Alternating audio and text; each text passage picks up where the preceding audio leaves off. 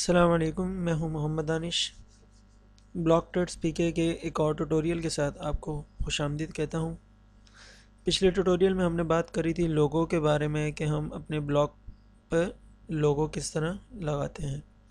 इस ट्यूटोरियल में हम बात करेंगे वेब मास्टर टूल के बारे में, गूगल वेब मास्टर टूल के बारे में कि हम अपने ब्लॉग को वेब मास्टर पर यानी गूगल के ऊपर किस तरह सबमिट करवाते हैं।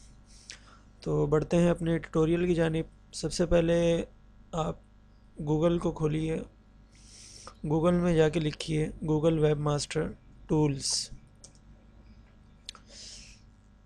सबसे पहला लिंक है गूगल वेब मास्टर टूल, इस पर क्लिक कीजिए। मेक श्योर कि आप पहले से लॉगिन हो, अगर लॉगिन ना हो तो लॉगिन कर लीजिएगा।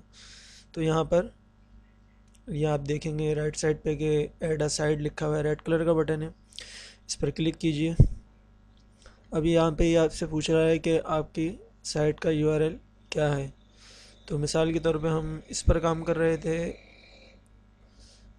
तो हम ये यूआरएल कॉपी करेंगे, इसको सिलेक्ट ऑल करके राइट क्लिक, कॉपी, वापस गूगल वेब मास्टर में जाएं और यहाँ पे इस लिंक को पेस्ट कर दें, राइट क्लिक करके पेस्ट। मैंने इसमें अभी कंट्रोल वी शॉर्टकट की है बाय प्रेसिंग कीबोर्ड, तो इस पर क्लिक कंटिन्यू कीजिए।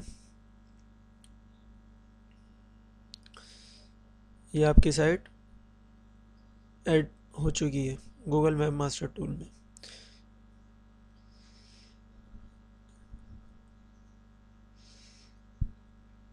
इस वेब मास्टर टूल का फ़ायदा ये होता है कि कोई भी आपका गूगल पे जाके आपके ब्लॉग का यूआरएल लिखता है तो वो गूगल पे शो हो जाता है। मिसाल के तौर पे जैसे मैं गूगल में जाके लिखता हूँ हमारे इस ब्लॉग का